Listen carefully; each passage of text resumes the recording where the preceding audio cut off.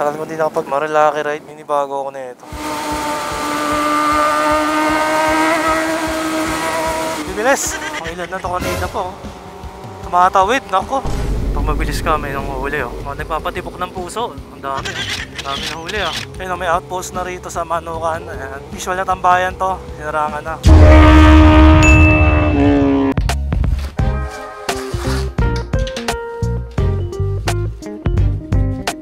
So yun, ito na naman ang aking usual na problema, yung pagpili ng motor na gagamitin today kasi meron kaming Marilaki ride. Ayun, kita nyo naman medyo natambakin yung ating alaga sa dulo. Minsan na gagamitin ko yung tatlo sa dulo. Kaya lang sobrang layo. Kita nyo naman yung parking ng R1, Power Blade, tsaka H2.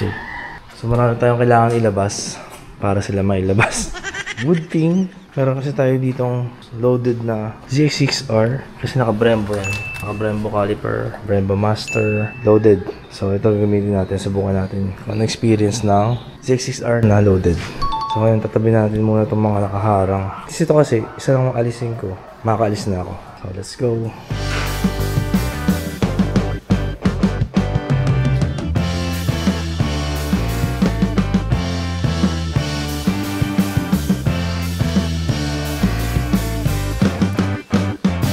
Sinasabi ko sa inyo, di ba?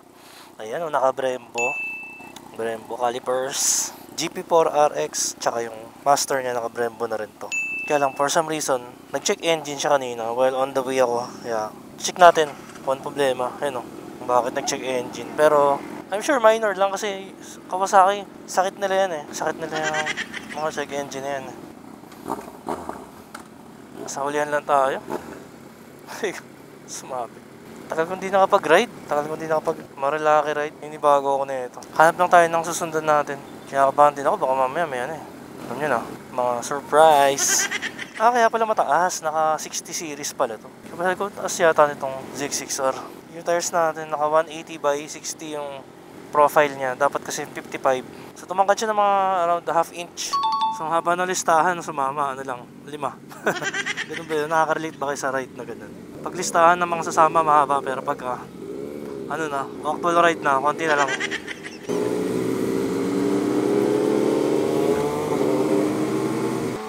Ay, may aksidente na naman oh. Ang ilan na to kanina po.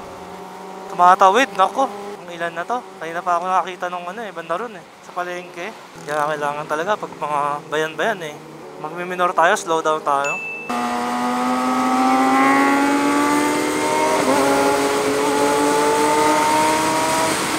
Ay, basta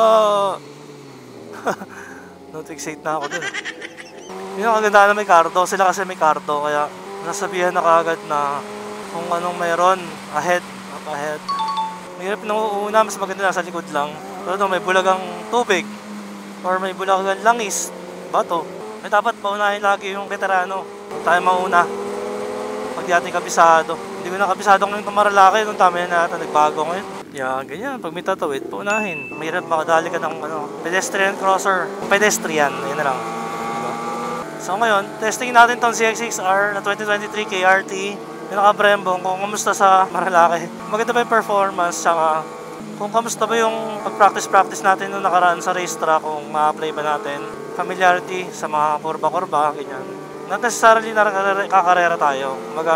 Apply lang natin yung mga cornering techniques, mga riding techniques sa ulan yata sa taas sa Loreto Moto, president na Weekday Warriors.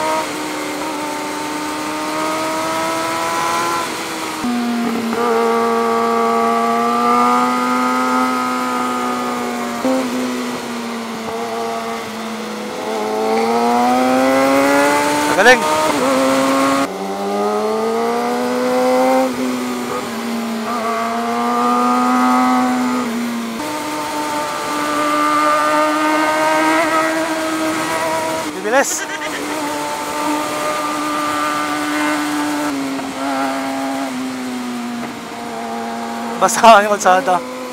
Ayun lang. Basa.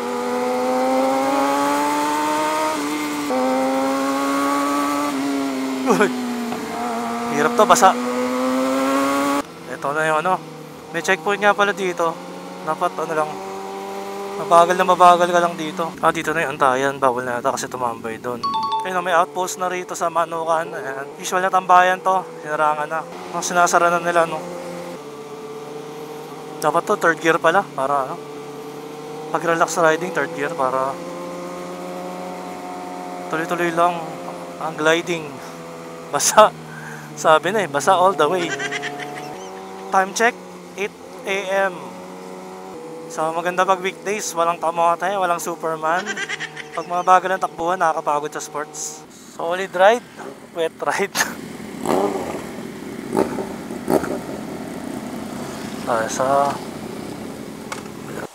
Wala pa si Loreto Moto. Nag-chill ride siguro yun. Ayun na, dumating na. Pangit ng weather. Oo nga minsan lang makapag-ride Ito na naman tayo. Ito na-miss ko na talaga tong Yaris. Tagal natin napuntahan to Konti na lang ng nag-ride niya. Yung caliper tsaka yung brake master, napakaganda ng performance, no? Kita ba? Yan. Nasa maputik na Ito yung brake master. Medyo malalim lang to. Kailangan siguro adjust. Adjustable naman yung lever niya.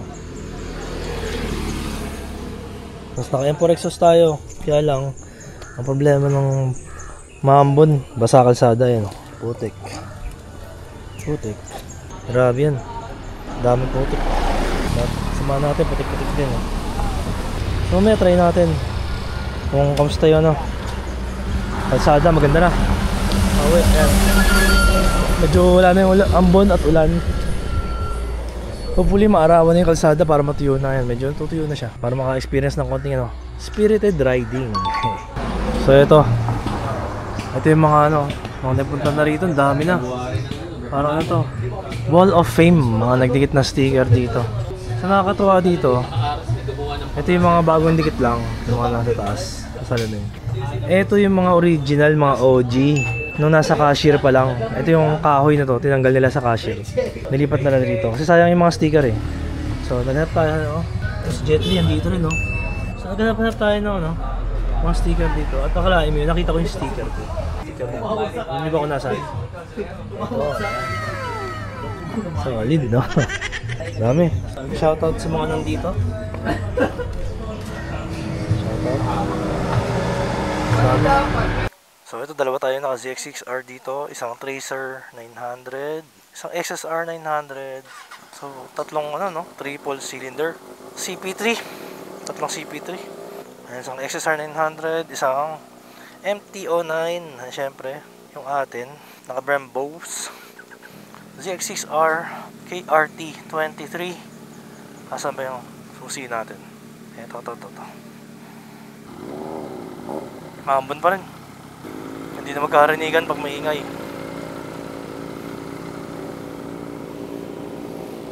Ulak na lang para madali. Tangkad ng naka 60 series profile. Woohoo!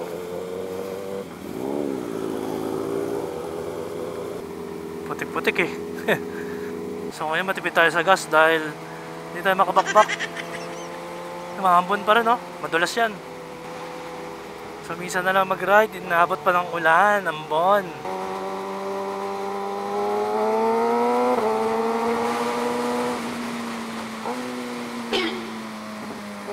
Bomba daw. Paliko Anong makakabomba naman bro? Sorry, next time. Nasa corner sila nakapwesto kasi. Deleksyon pag bumomba ka sa corner, kailangan naka-control ka sa throttle Mamaya pagdating ng Manukan, dapat mabagal lang tayo doon. Para safe and sound. Ito yung Meron pa ba? Wala na.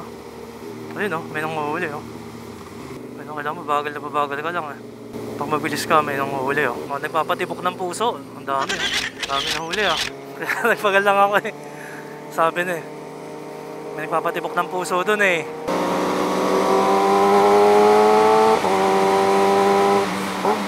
Pila-pila tayo dito sa ano. Devil's Corner. Pila-pila. Behave. Wala rin naman photographer eh.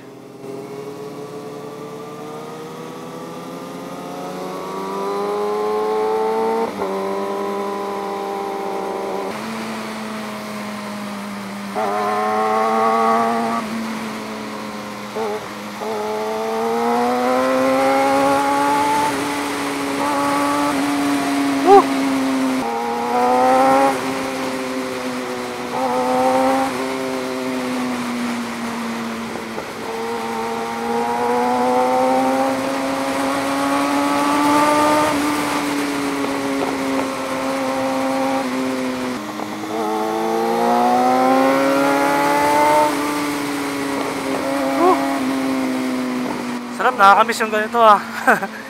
Ngayon lang ulit ako bumengking sa big bike after 2 months. Woo!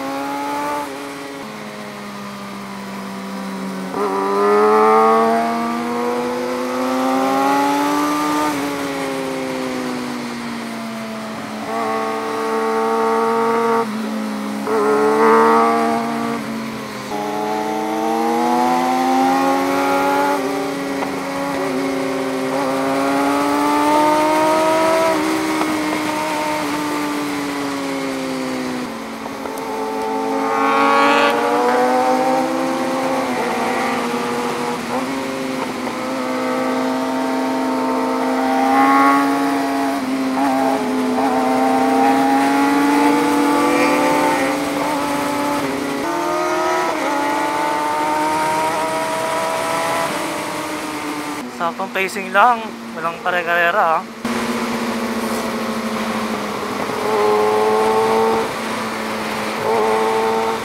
Uy, may bus. Talagang hirap dito eh, no? Talagang huminto pa sa gitna. Ayun, nawala yung check engine. nawala. Yung talaga sakit ng Kawasaki, no? Nagkaka-check engine. Pero nawawala rin siya eventually pagka binakbak mo.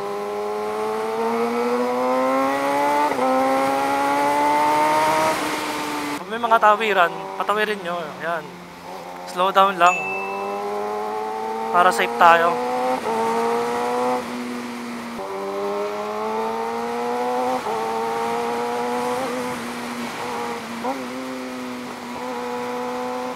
Uy! May sumasalubong eh.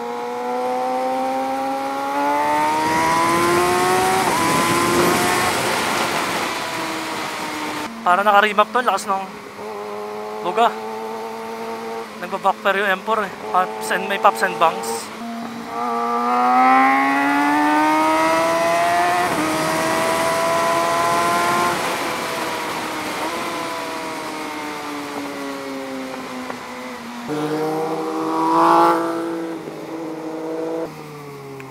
Konting bakbakan. Sarap.